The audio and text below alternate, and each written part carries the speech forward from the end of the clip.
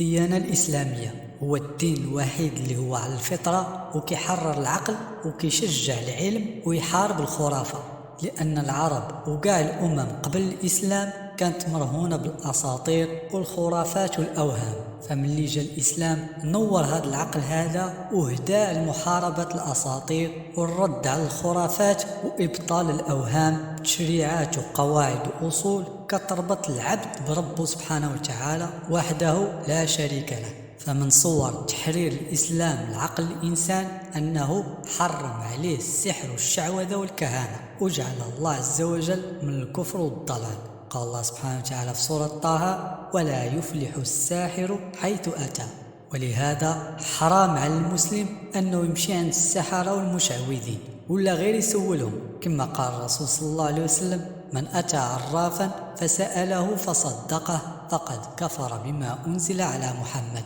كذلك من عقيدة المسلم أن النفع والضر بيد الله سبحانه وتعالى، فجميع مخلوقات الله سبحانه وتعالى من الإنس والجن والكواكب والنجوم هي من مخلوقات الله سبحانه وتعالى، ما كتملك لنفسها ولا لغيرها لا نفع ولا ضر إلا بإذن الله. فإياك تعتقد في شي مخلوق بأنه عنده شي قوة خارقة يقدر ينفعك بها أو عنده شي أوامر كونية كيتصرف فيها، فالله عز وجل بطل هذا الأمر بقوله سبحانه وتعالى في سورة الأعراف: ألا له الخلق والأمر تبارك الله رب العالمين. واللي خصو يتأمل فيه المسلم أن العظمة ديال هذه المخلوقات الكونية والدقة ديال الصنع اللي فيها كتدل على أن خالقها هو الرب القادر المدبر. قال الله سبحانه وتعالى في سورة فصلت: ومن آياته الليل والنهار والشمس والقمر لا تسجدوا للشمس ولا للقمر واسجدوا لله الذي خلقهن إن كنتم إياه تعبدون.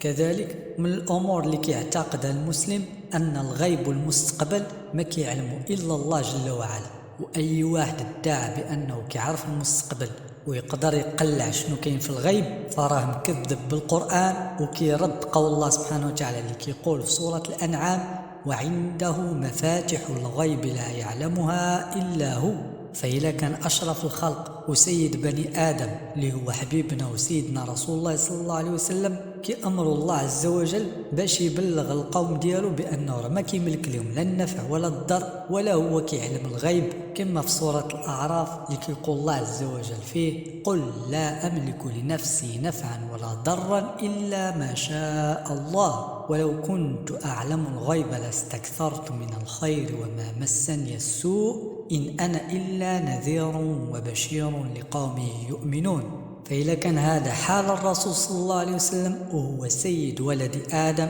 فشنو غادي نقولوا في اللي قل منه في المرتبة والشرف؟ يجي واحد خرافي مشعوذ ويدعي بأنه كيعلم الغيب بمجرد ما يخبرك بسميتك وسميت والديك والغرض اللي جاي عليه ويقول لك أرى الفتوح ونخبرك باللي سرقك واللي ادالك واللي اللي هزلك. ويا حسرة كتلقى كثير من الناس كيصدقوا هاد المشعوذين وهاد الدجالين وكيمشيو عندهم ويعطيهم مبالغ طائلة باش يعرفوا المستقبل على يديهم. ومن الطرائف اللي وقعت مؤخرا واللي هي مضحكة ومبكية في نفس الوقت أن السلطات المحلية في واحد المدينة جزاهم الله خيرا هزوا التراكسات ومشاو المحلات ديال المشعوذين والسحرة وريبوها على ريوسهم، والناس هنا بالفطرة ديالهم تسائلوا فينا هما هذوك الدجالين اللي كيدعوا بأنهم كيعرفوا المستقبل وهم ما عاقوا حتى بالتراكسات اللي جاية تريب لهم الديور على ريوسهم. وكذلك من صور تحرير الإسلام لعقل الإنسان ومحاربته الخرافة والأوهام والأساطير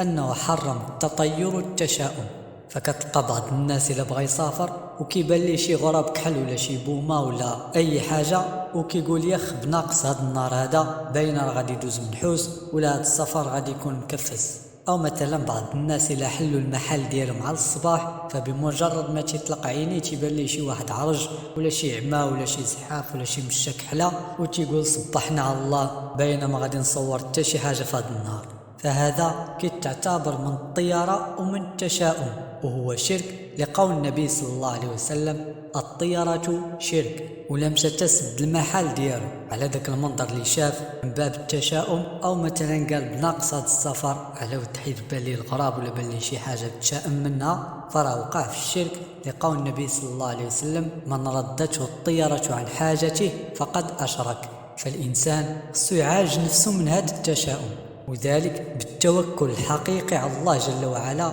ويتفائل ويتوقع الخير ويحسن الظن بالله سبحانه وتعالى، كما كان سيدنا رسول الله صلى الله عليه وسلم يحب الفأل، يعني ملي كيسمع شي حاجة كيتفائل بها، واللي فسرها عليه الصلاة والسلام بأنها الكلمة الطيبة، كيسمعها الإنسان وخاطره كيرتاح لها.